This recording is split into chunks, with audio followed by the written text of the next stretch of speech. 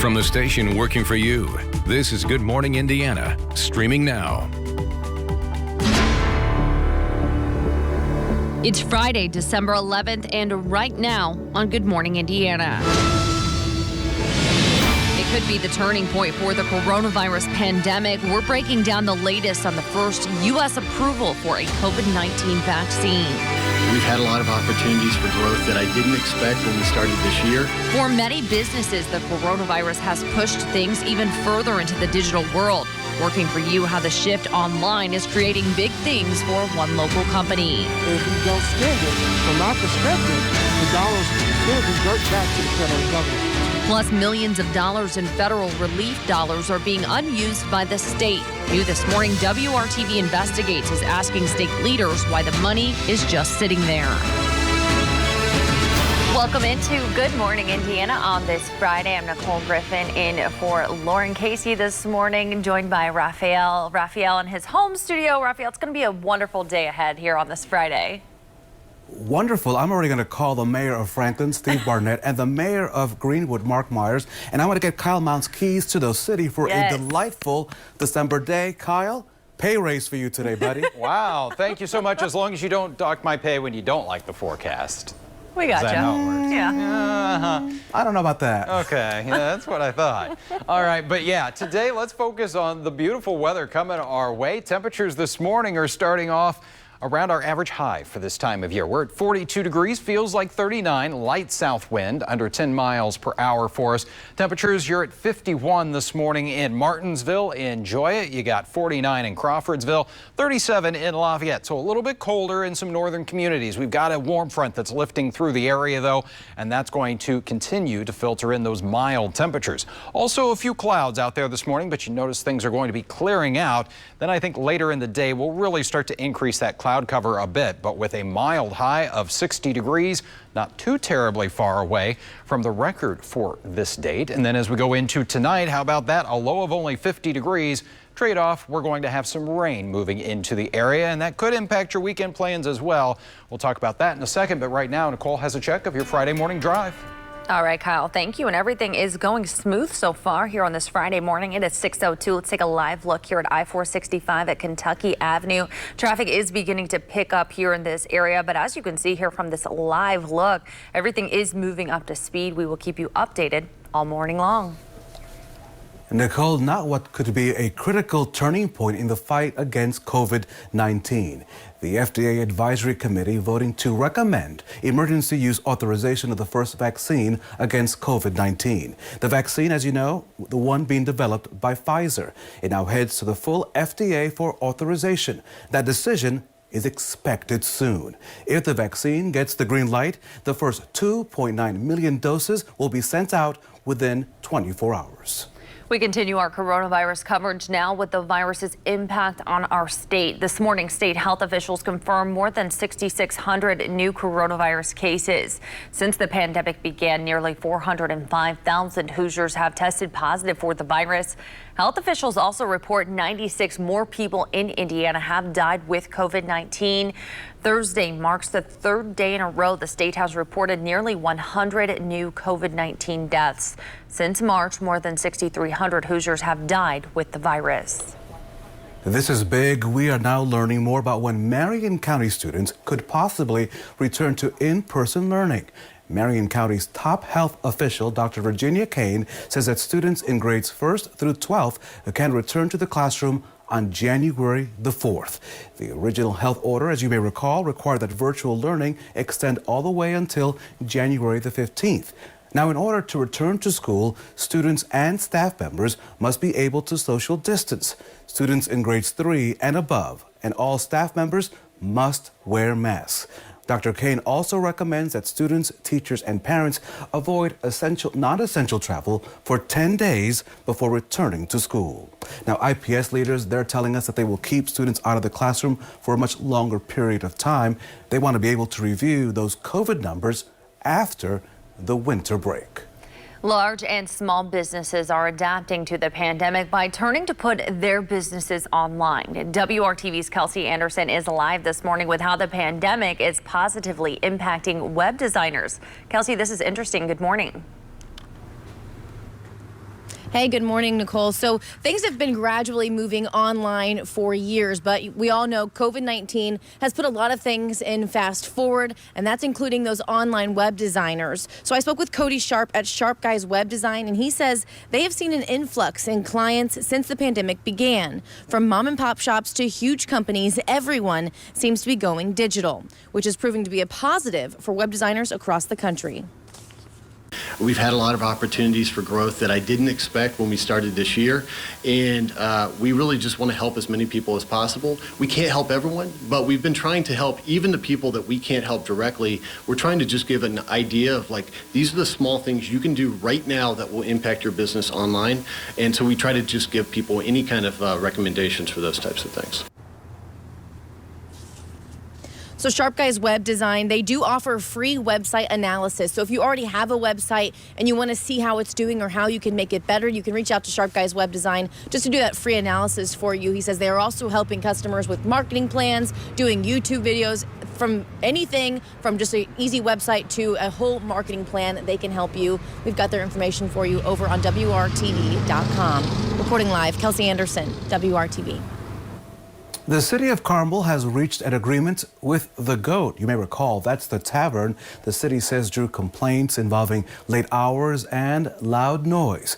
On Tuesday, the city announced the GOAT would be restricted to hours established by the property's previous owners. That means closing time for the tavern was supposed to be 2 o'clock in the afternoon, as was the hours for the previous owners. While the owners work to change those hours, the city says the tavern can stay open until 11 p.m. Monday through Thursday and until midnight Friday and Saturday. The GOAT also has to stick to a certain noise level, and live music is prohibited. Millions of dollars in federal relief money intended to help you is not being spent. Coming up, WRTV Investigates is asking state leaders why the money is being left on the table. Kyle. It's 6:07 here on your Friday morning, and kids not going to need the hat and gloves at the bus stop this morning as we start off with temperatures in the lower 40s, close to 60 again this afternoon as those clouds build. But this evening, that's when you're going to need that umbrella, and into our Saturday morning as those rain chances go up almost a guarantee as we start off the weekend. How long will it last? We'll talk about that. You're watching Good Morning Indiana right here on WRTV.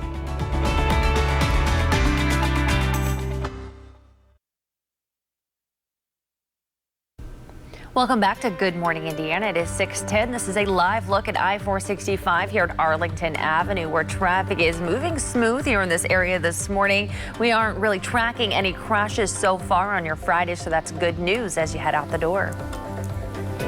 The Rebound Indiana is our commitment here at WRTV to help you get beyond the pandemic. And Nicole, this morning we're focused on the big bucks meant to help Hoosiers. But WRTV Investigates has learned the state still has not spent hundreds of millions of dollars. Kara Kenny joins us to take a closer look here at the key deadline fast approaching. At St. Adrian Meats and Sausage, it's a grind. Our business is almost tripled probably since last year. They supply beef, pork chops, and brats to restaurants and have a walk-in shop in downtown Lebanon. They're one of 41 meat processing businesses throughout the state of Indiana that received a chunk of $4 million in CARES Act money. So that little money helped us, get some more product in because, to give us some more cash flow. I think it's great. We've been one of the more fortunate businesses, so the money that we got, was greatly needed at the time.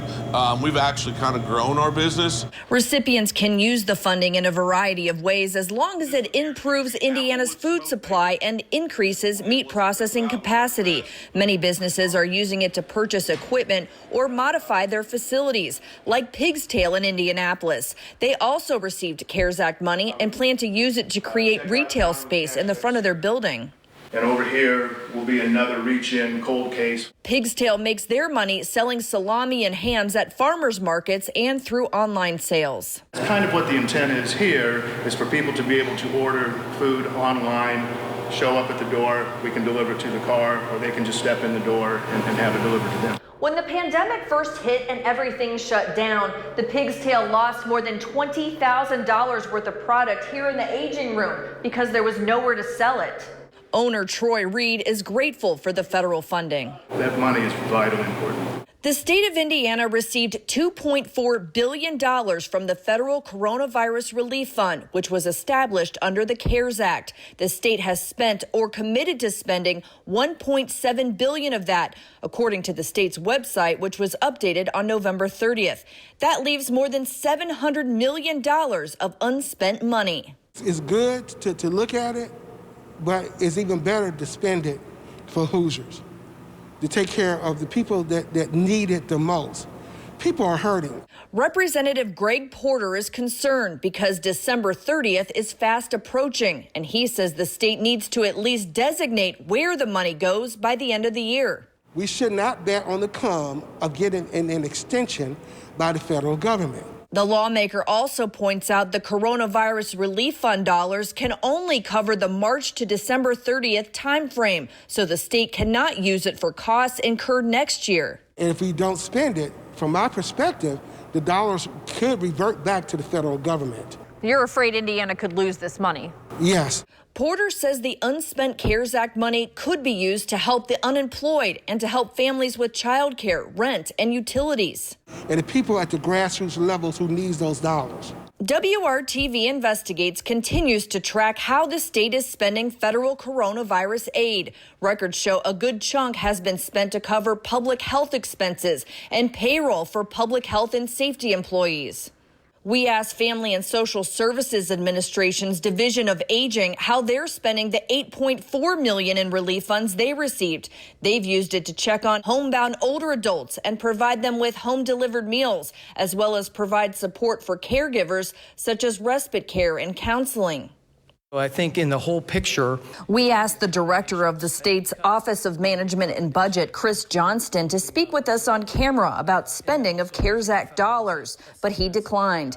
Via email, he told us some of the money must be obligated by December 30th. Some of the money has expiration dates that extend beyond 2021, and all of the funds allocated to the Coronavirus Relief Fund will be obligated for expenses incurred through December 30th. The funding cannot be used for expenses already in the state budget or to replace missing revenue. Meat processors like Pig's Tail and St. Adrian's say they're proof that federal funding can make a big difference and hope others throughout the state can benefit and beef up as well. Working for you, Kara Kenny, WRTV. Kara, thank you so much. You can read the state's entire response in this story right now on the WRTV app. And by the way, the state also tells us that their report to the feds is due the 1st of January. Now, time to check your local forecast on this Friday with our meteorologist, Kyle Mounts. Kyle, good morning to you. And good morning, Raphael. Yeah, we've got temperatures out there this morning, not bad, and we are dry. So if you've got some errands or maybe you're going to be heading off to work this morning, you got that commute, weather's not going to slow you down. 48 degrees in Bloomington, a little bit colder in Kokomo and Howard County. You got 37 on the thermometer. As we go through our Friday, though, those temperatures, they are going to get into the middle 40s here by mid-morning. And as we get into the lunch hour today, 55. What you'll notice is an increase in the cloud cover. So this afternoon, it does turn mostly cloudy, fairly gray skies out there, but we're not going to have to deal with any of that wet weather before the sun sets today. Temperatures 62 this afternoon in Bloomington, 59 in Muncie and Lafayette. Enjoy this warmth. Certainly take advantage of it while you can, because those warmer days are getting a little more limited as we go forward. And it's going to be a transition that comes with this weather system that does have some rain back into portions of Missouri and into Oklahoma. There's some snow on the back side of it, but I think we're going to be staying on the mild side, at least before the rain moves out. Here's a look at TrueCast then for you at 7 o'clock this evening. We've got clouds, still dry, the rain over in Illinois. Then it starts to spread our direction, western half of the state really dealing with some scattered rain showers by 10 o'clock tonight, and then overnight into Saturday morning. Fairly widespread rain for us. Maybe a rumble of thunder, so don't be surprised if you hear that. And then as we go into the middle part of our Saturday, looks like the rain should move out pretty quickly here. Still dealing with rain, though, around noon in Rushville and also around the Marion, Indiana area. Maybe a couple of lingering showers into the afternoon. Rainfall potential about a ½ inch. Some areas could see closer to 3/4, maybe an isolated 1-inch amount, certainly if we do have one of those isolated thunderstorms. Saturday forecast, the showers will taper off into the afternoon. We'll keep the clouds and still a mild day with temperatures early on in the middle 50s. They do begin to drop off a little bit though as we go to 4 o'clock. We're in the upper 40s for you there, and those winds will be gusty as we go through the morning hours here. We're talking about wind gusts close to 40 miles per hour, still going to be around 30 to 35 miles per hour as we go through much of the afternoon, and then those winds start to turn out of the northwest. That brings in the colder air. For the second half of the weekend, we'll go to just 40 the high on Sunday. Rest of your 7-day planning forecast, highs are in the 30s next week with lows back in the 20s. So again, you're going to need to layer up and get those hats and gloves ready to go. Nicole, how are things on the roads this morning? Hey Kyle, everything's looking good so far this morning. It is 6:18. This is a live look here at I-69 near State Road 13 where traffic is moving up to speed at this hour. You can see nothing impacting your commute here in this area. We are continuing to monitor traffic all morning long right here on Good Morning Indiana. Well, tonight is the night. Join WRTV anchor Amanda Starantino along with Nitro during the Indy Fuel home opener. And Raphael, she has been practicing hard. She is an amazing anchor, right? At 5, 5:30, 6, 7, and 11. And then on top of that, she's an amazing athlete. So you have to go out to the game, not only to enjoy the game, but to watch one of our talented colleagues do so well for a great cause. And Nicole, you, me, Kyle, Kevin, the entire team, we were collecting toys this past Saturday, and now Amanda's gonna put it all on the ice and really wow you and hope that you'll come out and donate. If you're heading out to the game, be sure to bring that new unwrapped stuffed animal toy for the WRTV toy drive. Come on, let's work together and get this done. The teddy bear toss this year will look a little different this year for COVID-19 safety reasons, of course. You can toss stuffed animals into bins in the lobby this time around instead of the ice. So that's the big difference, right? But I know you'll come out, you'll support the cause, and there's still time to donate if you're not going to the game. Just check out WRTV.com/toy drive. You'll want to stay tuned because we're giving away, this is the good part, right? Get ready, we're giving away a family 4-pack of tickets to tonight's game in the next 30 minutes. So stand by for that number because you could win some tickets to the game. And of course, then you could also see Amanda doing her amazing stuff on the ice, Nicole. It is going to be a great night. So join us for this and stand by for those tickets. Yes, of course. We will keep you updated on when that giveaway is happening. Well, the final days of holiday shopping are quickly approaching. Coming up, we explain why shopping online with a debit card may not be the best idea. And this morning, what better way to get your jingle on than with some freshly baked holiday cookies. I am ready to get my jingle on. Coming up, GMA is whipping up 12 days worth of culinary Christmas ideas even Santa will like. I like that jingle. Yeah, let's do that. But first, let's head outside this morning. A little chilly right now, but it's going to be a great day. Kyle promising a great day in central Indiana. A good morning to Carmel, Columbus, and Crawfordsville, all great places to call home. You're watching Good Morning Indiana. Check out the skyline. Have you seen it this morning? Right here on WRTV.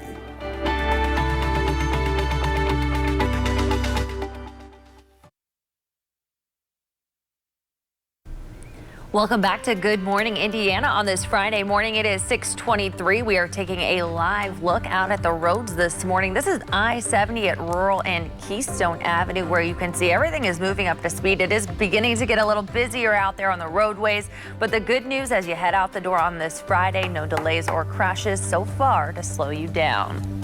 Well, it is now time to look at the stories that are trending here at 6 o'clock. Nearly 20 years ago, Dr. Greg Zollner discovered he had kidney disease while testing a new piece of equipment. But Raphael, this year he got so sick he needed a transplant. So he had to look just right down the hall for the perfect match to fellow kidney specialist Dr. Chris Frankel. This morning, Dr. Zollner says he feels like himself again for the first time in years. He also says Dr. Frankel's generous act is not surprising. It is just the type of guy he is. I'm sure he'll appreciate his colleague forever. That's amazing.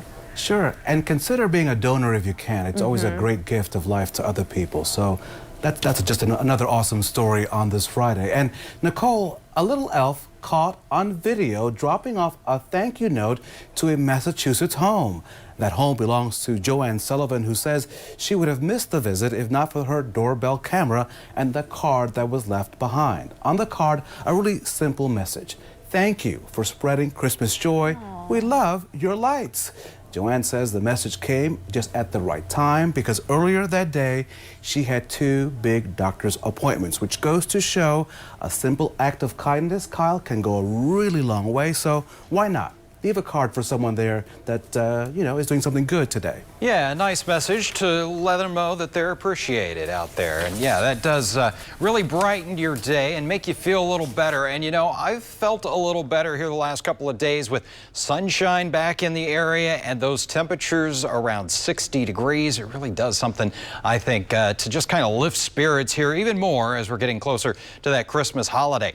As we look at the satellite and radar for you this morning, we are going to have more clouds around today, but I still think quite a bit of sunshine at least before the lunch hour. There's some rain back into portions of Missouri that will be sliding our way later this evening, but ahead of it, more mild temperatures coming our way to end the work and school week here. In fact, not too far away from that record of 66, calling for a high today of 60. That's where we topped out yesterday afternoon as well. We're in the mild territory again on Saturday at 56 with some showers around. It's going to be a breezy day. Eventually, those winds are going to turn out of the northwest, Nicole, and that brings in a temperature drop for Sunday back to around 40, which is average for early to middle December. All right, Kyle, thank you. Well, scrambling to get your holiday shopping done. I'm in that boat for sure. We have a caution before you pull out a debit card. Working for you, John Matarese shows why it can be risky this time of year so you don't waste your money. A caution as you rush to finish up your holiday shopping. One woman learned why paying with a debit card online may not be the best idea. Patricia Babin found a great deal on Amazon, grabbing a 55-inch HD TV for just $283. But it appeared that either Amazon or her bank grabbed her money twice. It looked like, at first, a double charge. It turned out to be a pre-authorization hold for the TV's cost, which left her card down over $600. So I expected the pre-authorization to drop off. Yeah. Well, it didn't. So she called and learned that authorizations on debit cards can take several days to be returned. I think that's wrong. This is a common problem for people who use debit cards, and it's not just limited to Amazon. It happens at other retailers and especially at gas stations. It was this pump? It was this pump. Last year, Sherry Renfro pumped $47 worth of gas, but her debit card was hit with a $125 hold. No money on it, which I knew I had money on it. Business Insider suggests you don't use debit at gas stations because of skimming scams and because stations put a hold on the card. At hotels, because the desk may pre-authorize $400 on your card. On a rental car, where the rental firm may hold hundreds of dollars until you return the car. If that had been out of your checking account, that could have really hurt you. It could have messed up my house payment. It could have messed my utilities payments. Amazon says it's actually the bank, not Amazon, that reserves the funds until the transaction processes. But Patricia says she's going to use a credit card for the rest of her holiday shopping. One last reason not to use a debit card: if there's any error, you have to fight to get your money back. So just don't waste your money. I'm John Matarese. Good morning, Indiana. All right, John, thank you. For more cost-saving tips and ideas, just visit the money section of our website, WRTV.com. From the station working for you, this is Good Morning Indiana, streaming now. Now on Good Morning Indiana on this Friday morning, this is your 6:30 news feed. A controversial execution carried out in Terre Haute for a man who was 18 years old when he committed the crime. 40-year-old Brandon Bernard died by lethal injection for his role in the deadly carjacking of 2 youth ministers back in 1999. Several celebrities came to Bernard's defense, arguing for life in prison. But on Thursday, the Supreme Court denied his last-minute appeal. This week's unemployment report saw another increase in the number of Hoosiers filing first-time unemployment claims. The Department of Labor says more than 26,000 Hoosiers filed first-time claims during the week ending December 5th. The week before that, more than 20,000 people in Indiana filed for unemployment for the first time. The top lawmaker in the Indiana House in quarantine after testing positive for COVID-19. Republican House Speaker Todd Houston from Hamilton County received his test results Wednesday and is quarantining at home. His office says he has had mild symptoms and has not been at the State House within the past week. His office also says that Mr. Houston has not had recent contact with other lawmakers or other staff. The Colts have a big game against the Raiders this week that could determine their shot at the playoffs. The Colts are 8-4 and tied with Tennessee at the top of the AFC South, but the Titans hold the tiebreaker over the Colts. Indy is currently in the 7th and final playoff spot, but the Raiders are 7-5, just one game behind the Colts. And Vegas is looking to get into the playoff picture with a win. So we say this morning on this Friday, go Colts, let's get that win. That's right. Go Colts and get outside. A great day to escape the living room and shop local and dine local because it's going to be, I think, a great Friday. Yeah, Kyle, I am looking forward to today's forecast. A great day to definitely get outside and enjoy some nice December temperatures. Yeah, you know, and especially as we're getting into these traditionally colder months and you're just going to need to kind of take some of those breaks and get outdoors. We've got our temperature 42 in Indy. It's 37 for you, so a little cooler in the Lafayette area. 48, though, in Bloomington. Mostly clear skies. Those clouds will be on the increase for us today, but temperatures this morning are running about 10 to 20 degrees warmer than this time yesterday. So we will take that already around our average high for this time of year. There's a few of those high thin clouds that have been moving through this morning. We've got some more clearing back to the west. And then this afternoon, that's when those clouds a little closer to the Mississippi River will be getting into central Indiana. So the clouds return, but so do the temperatures around 60 degrees this afternoon. Very mild. We'll have those showers arriving later this evening. And yes, it will have an impact on your upcoming weekend. We'll talk about that in just a couple minutes, but right now Nicole has a check of your Friday morning drive. All right, Kyle, thank you. And everything is looking good here at 6:31. This is a live look at I-65 there near I-865 from our INDOT traffic cameras this morning. Of course, traffic is picking up here at this hour, but good news if you're heading out the door, no major delays or crashes to start your Friday. It's all about working together. A big food drive is hoping to help thousands of Hoosiers, and you're invited to the Indianapolis Motor Speedway. Tomorrow, employees with Anthem Blue Cross Blue Shield are holding a mobile food distribution center at the track.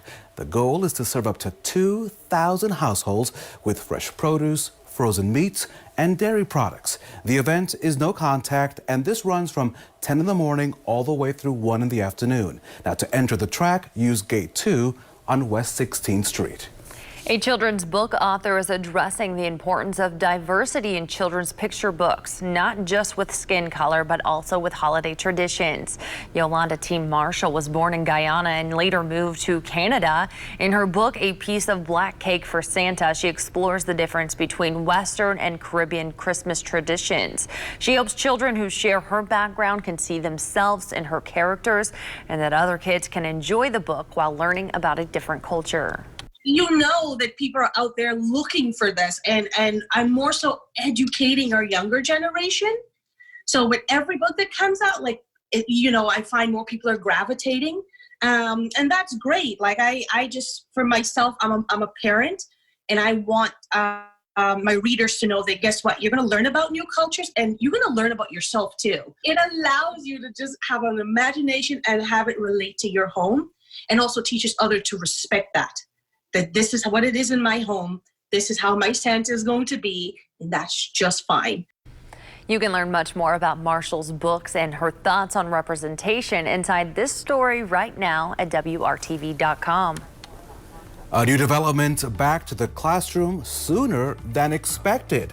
Next, the reason the health department in Marion County says class can be back in session at school buildings shortly after the new year. Businesses are pivoting and taking their products and services online. Coming up, a live report on how one local company is cashing in on those big changes. It's 6:34 here on your Friday. You're watching Good Morning Indiana. We'll be right back.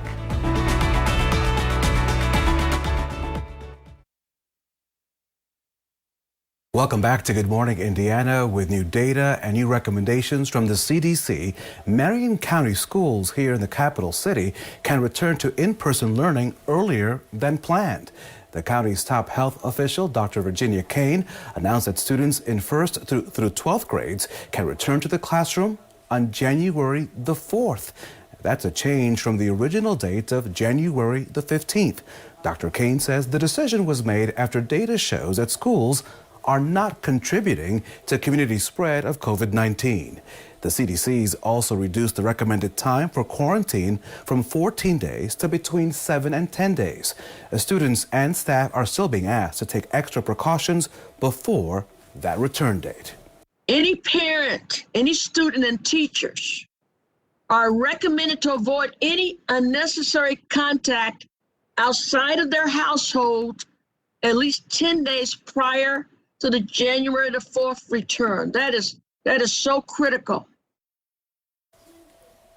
Some districts are already responding to that change. For example, IPS says it does not anticipate changing their return date, while others like Perry Township on the south side of Indianapolis will do so.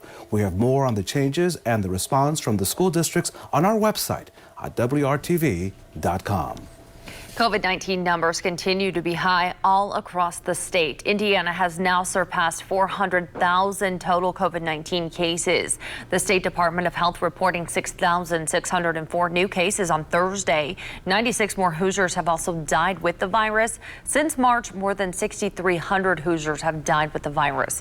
573 of those have been reported so far in December.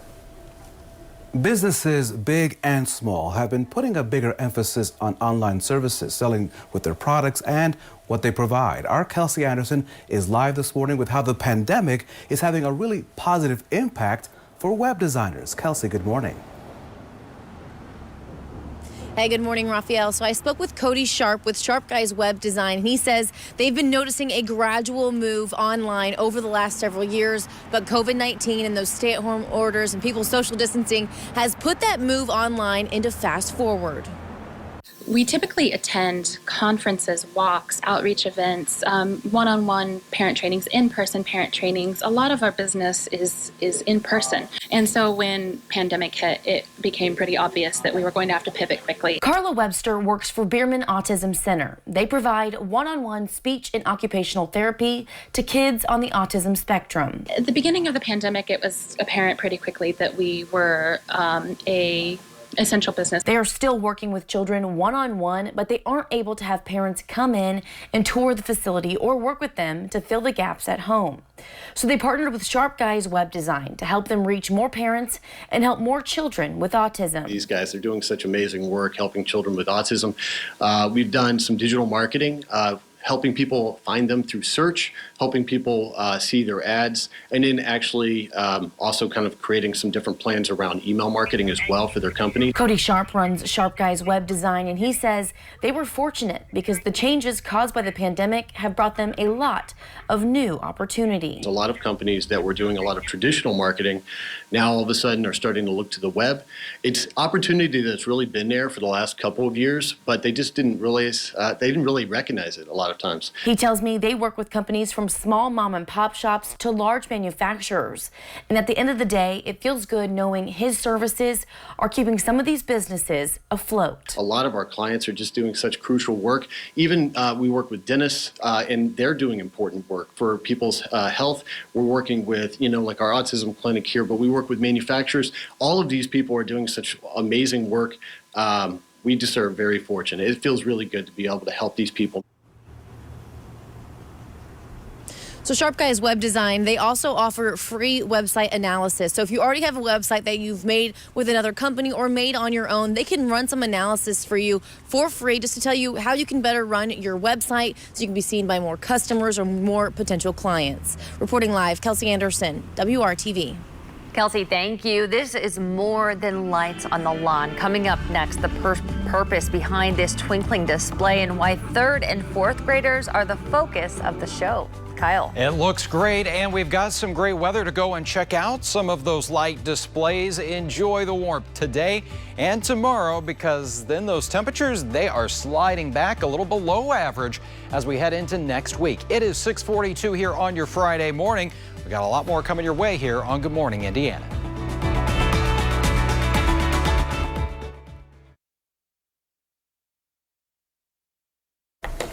Welcome back. One Johnson County teacher looking for a way to connect with her students created a musically lit masterpiece.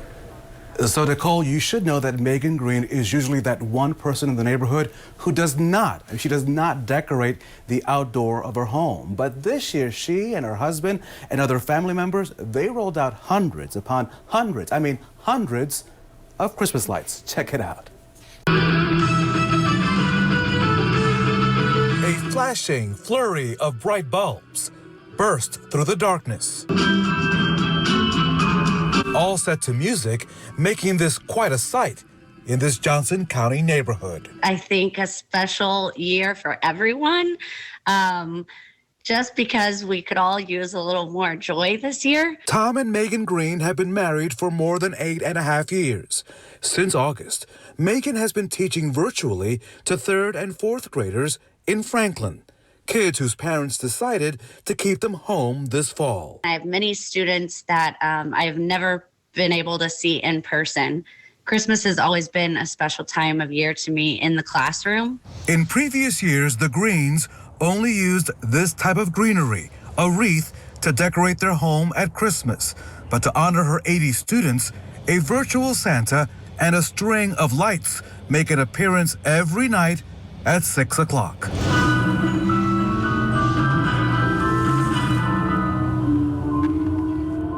I was on board from day one. Once I knew it was for the kids, I would do anything for my wife. She's amazing. She's an amazing teacher and an amazing person. And when she said that she wanted to do this, I was 100% on board, and we did it. We made it happen. So this is what you see when you connect about 2,000 lights. A teacher's twinkling toast to her kids, hoping they enjoy the season.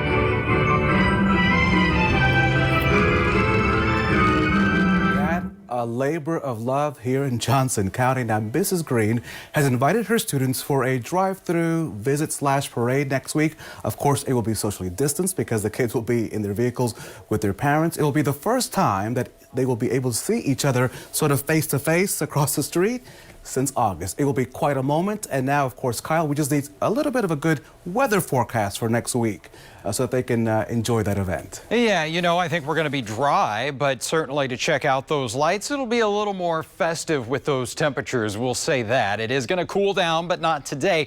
We've got temperatures around 50 degrees for you this morning in Bloomington, 42 downtown, a little bit colder in Lafayette and Peru, in the middle 30s right now, but your temperatures will be warming as well. And as we look at that forecast today, check it out. Already 47 degrees here as we get to 10 a.m., 55 for the lunchtime. We'll see a few more clouds around at that point, but we're going to keep it dry and mild. Going right on into the afternoon, we've got numbers around 60 degrees, and even this evening not going to be bad if you are heading out to check out some of those light displays.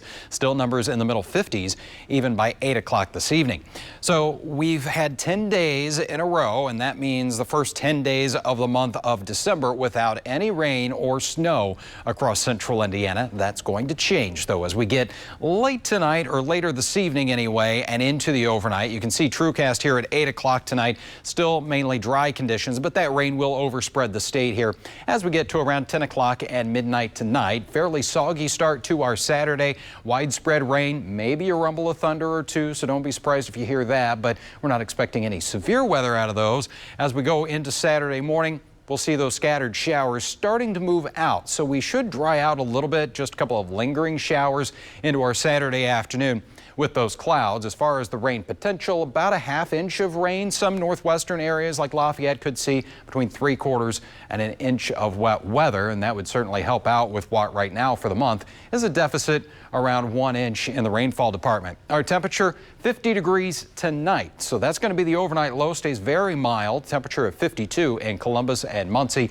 And on Saturday, we will see those numbers once again in the 50s, around 56 with those breezy south to southwest winds. On Sunday, Sunday, that's where things change and it gets back to reality here. 40 degrees will be that afternoon high with cloudy skies. Mentioned the breezy conditions on Saturday, especially in the morning. We'll have some of those gusts close to 40 miles per hour and then about 30 to possibly 35 mile per hour gusts here as we go through the afternoon. Again, it's all a southwest wind until we get into Saturday evening, and then on Sunday, that's where the temperatures drop. We'll be to the middle 30s by Sunday morning.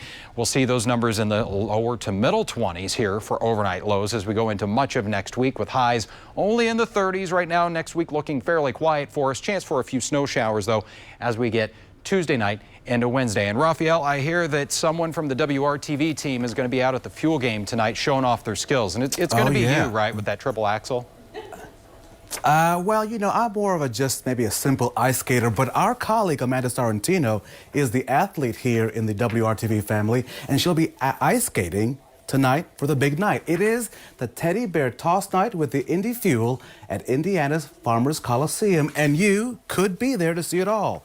We are giving away a family 4-pack of tickets to tonight's season opener for the Indy Fuel, returning, of course, and featuring the annual Teddy Bear Toss to benefit the WRTV Toy Drive. All you have to do, this is easy, be the 6th caller at the number on your screen, 317-269-1459. Caller 6 will win, and don't forget to bring your teddy bear to that game. Good News Friday coming up right here next on Good Morning Indiana.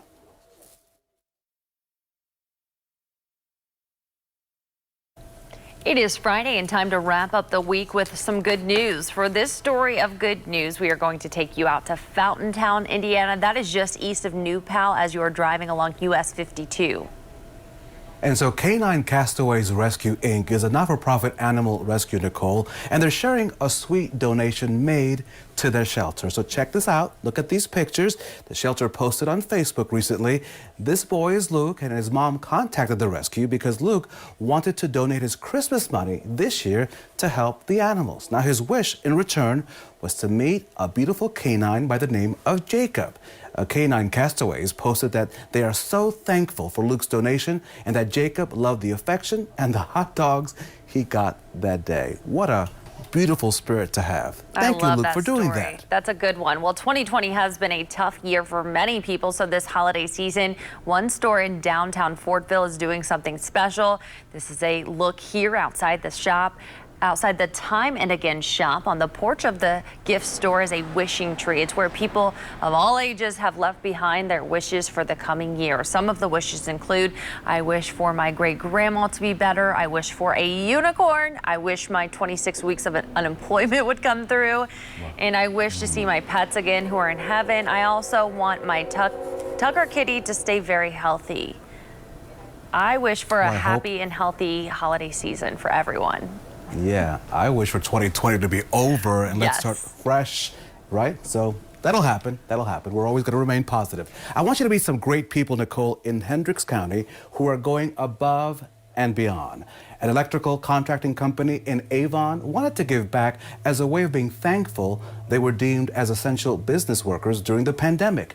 The employees of Electric Plus, they decided they wanted to help local restaurants that might be struggling. So the workers donated money to buy gift cards to those restaurants, with Electric Plus matching their employees' donations. So get this, we're told by Electric Plus that its 400 employees donated more than $25,000. Thank you for your generosity. Now, with the company match, that means they bought $50,000 worth of gift cards that will now be donated to people in need across central Indiana. A round of applause to those folks. Thank you. That's awesome right there. Yeah, that is. And we want to thank Good Morning Indiana viewer Don Coghill for writing to us this week. Don lives in Delphi. He has been a singer and songwriter for years, and he wanted to share this song here with us. When I woke up this morning, my thoughts were embraced by you. What a beautiful song. Well, Don wrote and performed this song for his wife, Sandy. He says she beat breast cancer twice, but is now fighting bone cancer. And so he is dedicating this song to her fight. And we do wish her the very best. And a beautiful song there. Thank you so much for sharing it with us. I wish I could sing. I definitely can't, but I wish I could sing, and that's an amazing way to show your lifelong partner love. Love it. Love it. Wow. All right, let's get a final check of our forecast here with Kyle. Yeah, and we're going to be in love with this forecast once again, I think, especially this afternoon, as those temperatures are going to be warming. We got 41 right now in Indianapolis, 37 for you in Kokomo, in the middle 40s in Bloomington. Mostly clear skies for us this morning, but those clouds are going to be on the increase here. But the temperatures continue to rise. 55 at noon. Temperatures today will top out around 60 for that afternoon high. It's late this evening and tonight that rain moves into the area. It will stick around into the first half of our Saturday, and then Sunday. That's when it does start to cool down with highs around 40. Kyle, we do have a traffic alert right now. There is a major semi-fire, so the off-ramp is closed here. This is I-465 on the south side of East and Indiana 37, so drivers cannot get off at that Harding Street exit. We will keep you updated here coming up in our cut-ins throughout Good Morning America.